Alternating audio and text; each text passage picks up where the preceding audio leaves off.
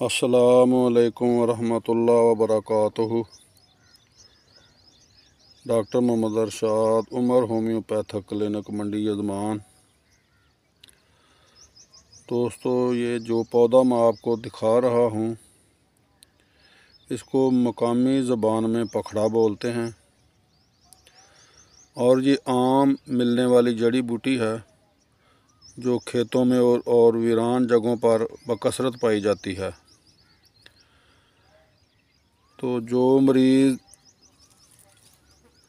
जिनका क्रिएटिनिन ज़्यादा हो जाए तो उनके लिए मैं आपको इसका बेहतरीन आज़मूदा नुस्खा बताता हूँ। आपने इसको उखाड़ लेना है और इसको साए में खुश्क करना है।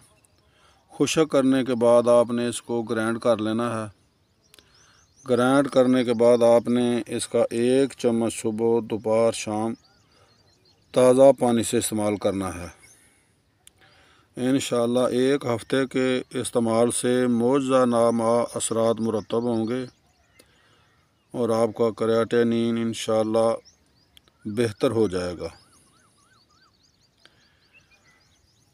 अब मैं आपको इसका दूसरा फ़ायदा भी बताता हूँ जो आम मरीज़ों में पाया जाता है गर्मी के मौसम में। ख़ासकर कुछ लोगों को पेशाब की रुकावट हो जाती है और पेशाब जल कर आता है,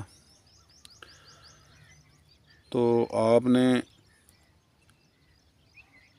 इसी तरीके से इसको खुश्क कर लेना है और खुश्क करने के बाद आपने इसका सफ़ूफ बना लेना है और 1 चम्मच सुबह, दोपहर, शाम इस्तेमाल करना है। ये आपके पेशाब की जलन, रुकावट को भी इंशाअल्लाह दूर करेगा।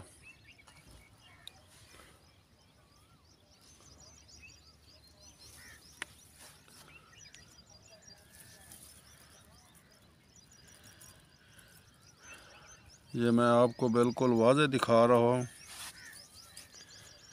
ये देखें, इसके ये कांटे होते हैं जो इसका बीज होता है, ये इस तरह का होता है।